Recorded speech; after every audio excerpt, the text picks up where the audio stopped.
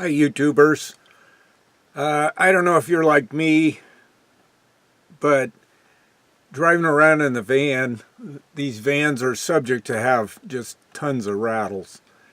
And now that I've kind of emptied things out a little bit, stuff has more room to rattle around. So I'm trying to come up with a anti-rattle fix. And I've used it in a few places and it's worked pretty good. So I thought I'd show you what I do and see whether or not it might make sense for something, an application you have. So let's take a look. Okay, well, one of the first places where I'm going to do this anti-rattle thing is up here where I keep my speaker, some cotton balls. Here's some bananas. Actually, I'll take those out so you can kind of see. Down in here, this is just wood. So if you put something in here, it rattles around. The first thing I have to do is empty this area out. So now we've got just a big empty kind of box-shaped thing. And no, that's not a leak. That's somebody had a coffee maker up here and some coffee spilled on there, so I've got a kind of a permanent stain. But it's not wet or anything like that. Anyway, we're going to build a little box out of carpeting and drop it in here. So let's get started with that. The first step in setting up this little tray or box is to build a pattern. So we've got our pattern made now, and we can lay it out on the material and trace it and then cut it out. Alright, so now we've got our pattern cut. You can see up here the corners are angled to take into account the slope of the roof at the back of the box. So we'll leave enough material out there to kind of match up with these side pieces and just make it perpendicular. Cut out those little odd-shaped corners, and that should fold up nicely.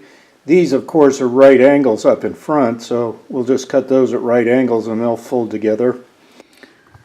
So after a little fine-tuning, trimming here and there, here is the carpeted inlaid box. And it'll settle into place as I put things in it, and it takes the creases better. It'll be fine. But the idea of building a box is so that the material doesn't slide around. When you just cut a piece of material on the bottom, sometimes it has a tendency to curl up on the edges and then move around. This way, I'm hoping that, especially in this box, which is right over my head, that'll help keep things a little more stable and less chance of them sliding around. There it is with the stuff back in place, and as you can see,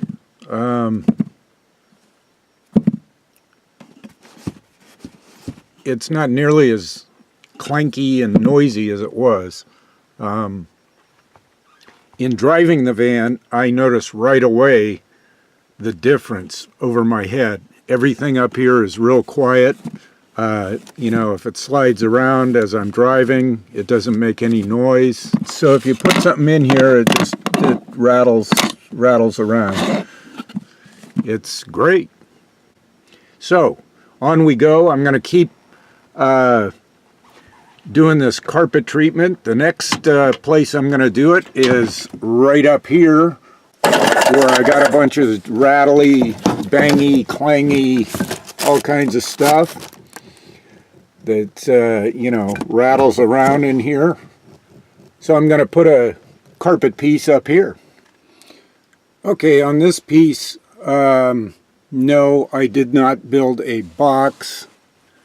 And you got a little rise here. But this will all settle down as soon as I put some stuff in here. For example, there's some baking powder, baking soda. These are terrible. I ate one. Yeah, if I was starving to death, I'd probably eat it. But otherwise, it's terrible. Continuing on, making a pattern back here for the food cabinet, the side that I use near the stove sink and fridge for my canned goods and dry goods. I just make a simple paper pattern,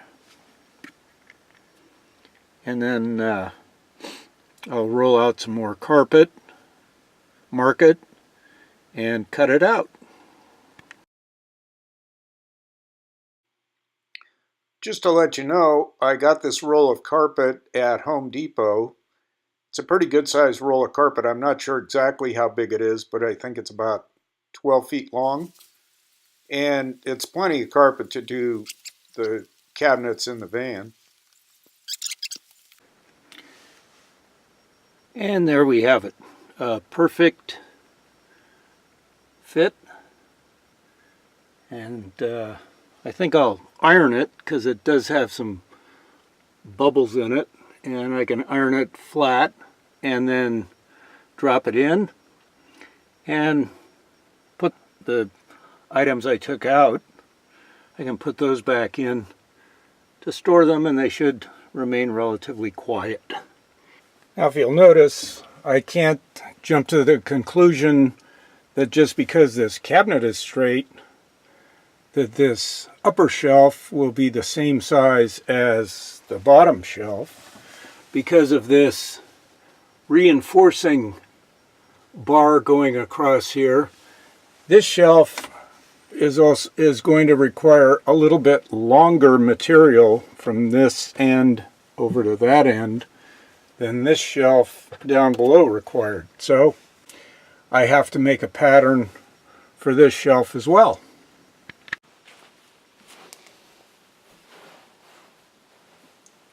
Okay, so we just continue to mark.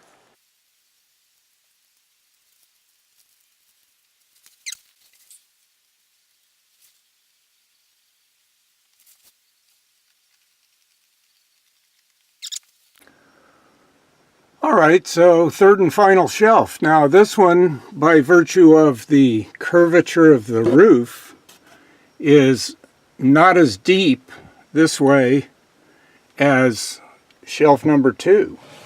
So we have to fold the paper up. But over back here in this corner, there's a little notch. So I cut the paper so that we could account for that little notch area too. And that's it. So I'm going to tape this one up, take it in, and mark it, and then cut it. Okay, so there you go. Shelf number 3, all nicely in, with its little notch cut out, so everything stays put. And there you have it.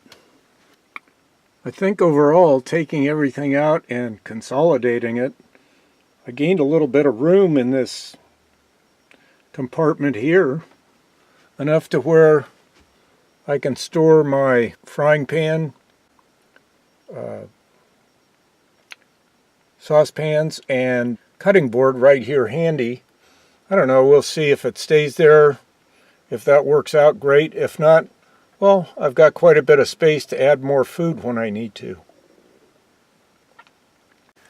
So there's the cabinet, all complete with its sound deadening carpet.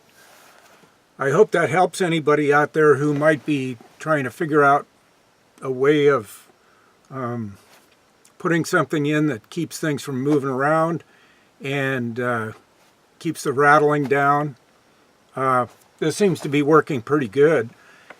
I've driven the van quite a few miles with several pieces in place, and it really is quite surprising, but it really quiets things down quite a bit.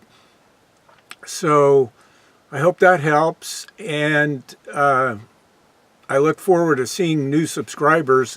One thing I'd like to say is that the YouTube platform is changing the way it does things, and I need some subscribers. I really need to get to 1,000 subscribers to maintain the features and so forth that I currently use on my YouTube videos. So if you can help, that'd be great. And like I always say, if you found this video helpful, give it a thumbs up. If you think it'd help somebody else, please share it with them. And most of all, right now, at this point in time, please subscribe. Thanks for watching. Till the next video. See you next time.